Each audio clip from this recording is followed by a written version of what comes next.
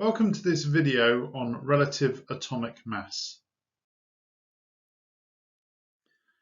Let's start by saying that relative means compared with something. So in this video, we are comparing some sort of masses. At GCSE, we learned that the relative atomic mass is the average mass of many atoms of a particular element. Today, I'd like us to look at an example of zinc. This is listed in our A-level periodic table as having an atomic mass of 65.4. You may have expected zinc to have an atomic mass that is a whole number, such as 65, and this is what you would see looking in the periodic table for GCSE, in a GCSE periodic table. The reason zinc's atomic mass is 65.4 is that it exists naturally as a number of different isotopes in different quantities, and we can see these here in this table. So zinc is made up of 4 isotopes that most commonly occur: zinc 64, zinc 66, zinc 67, and zinc 68. Now, zinc 64 has an abundance of 49%. I just want to point out at this point that abundance means how much or the quantity of. So zinc 64 occurs naturally in 49% of circumstances. Zinc 66 occurs in 28% of those circumstances.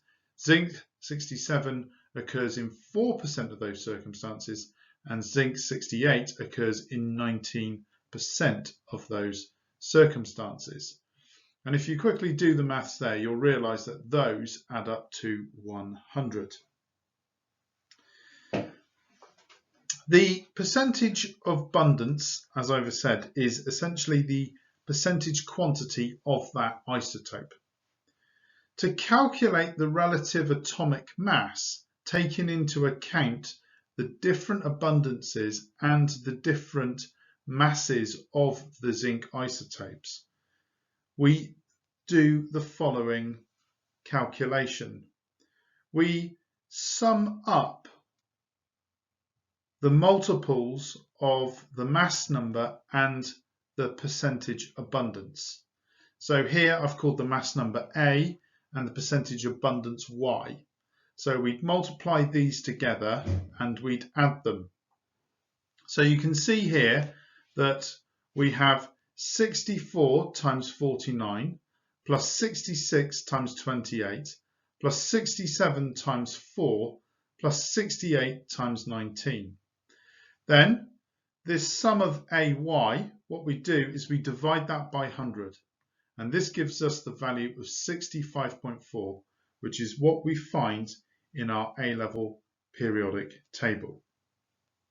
Now we can clearly see why there is a discrepancy in the relative atomic masses of zinc published in the GCSE and A-level periodic tables. To summarize this slide, I'll finish by saying that the relative atomic mass is the average mass of many atoms of a particular element, and that the percentage abundance is the percentage quantity of that isotope. At A-level, the relative atomic mass of an atom's definition is based on the carbon-12 isotope. We've seen carbon-12 in previous videos. We say that the relative atomic mass of carbon-12 isotope is exactly 12. This is our standard reference measurement of mass for relative atomic mass, and all other relative atomic masses are compared to the carbon-12 isotope. So the relative mass is the mean mass of the atoms of an element relative to the mass of atoms of the isotope of carbon-12, which is defined exactly as 12. Since relative atomic mass is a relative value, it does not have any units. We have seen that when an element has more than one isotope, its relative atomic mass may not be a whole number, and this is because the relative atomic mass is an average value of mass of most of its most common found isotopes. So to summarize this slide, the relative atomic mass of carbon-12 isotope is exactly 12.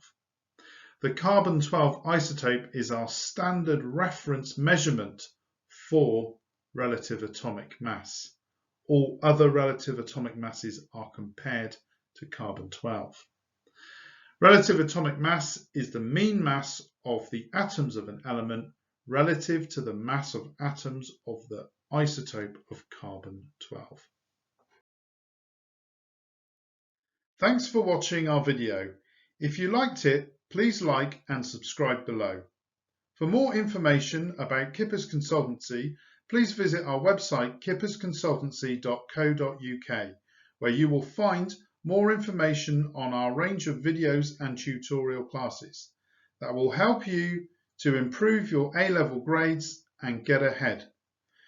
You can also follow us on Instagram. The link is provided below.